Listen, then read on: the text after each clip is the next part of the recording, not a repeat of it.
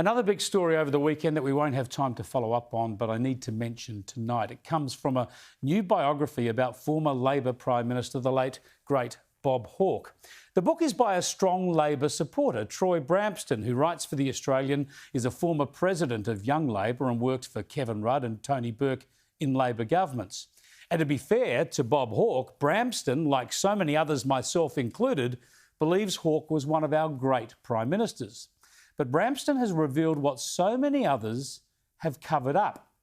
Sex addict Hawke snuck mistresses into the lodge, screamed the headline in the Weekend Australian. Bramston wrote that Bob Hawke was a sex addict who had multiple affairs while Prime Minister, often facilitated by personal staff and federal police at the lodge, and known about by ministers and public servants.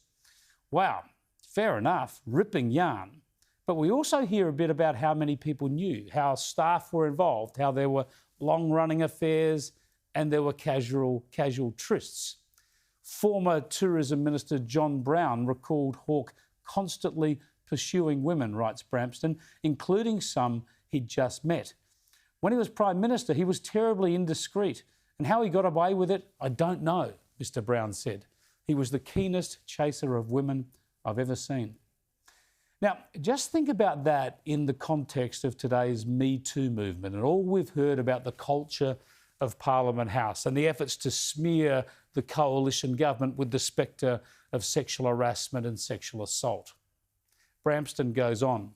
The head of Hawke's VIP protection service, Roger Martindale, recalled that officers drove Hawke to meet lovers to ensure his safety and not to draw attention.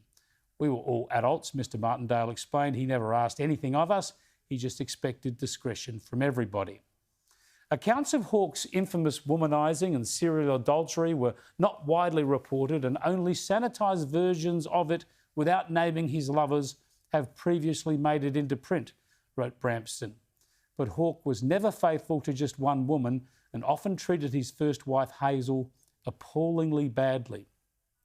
Hawke's Principal Private Secretary Graham Evans was alert to the risk of the Prime Minister being compromised by his infidelity and raised it with Sir Geoffrey Yiend, the head of the Prime Minister's department. Steps were taken to ensure there was no risk to the government's integrity, writes Bramston. This is extraordinary stuff. Government staff and government resources all being deployed to procure, facilitate and hide Hawke's sexual escapades. Obvious risks to the integrity of government and to national security in terms of compromising the Prime Minister. And there is the profound issue about the treatment or mistreatment of women, respect for women, for family, for staff, for friends and professionals working for the government. This raises so many questions.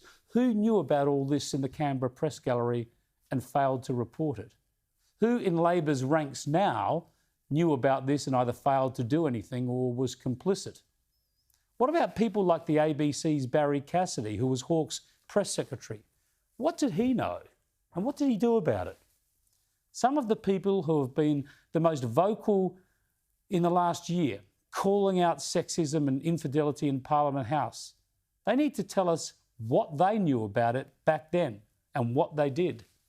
Perhaps the ABC will reveal all, with Cassidy and some of the other former Labor staffers on their payroll telling everyone everything they knew. Of course they won't. The ABC and Labor will try to just pretend all this away, and most of the media will help them.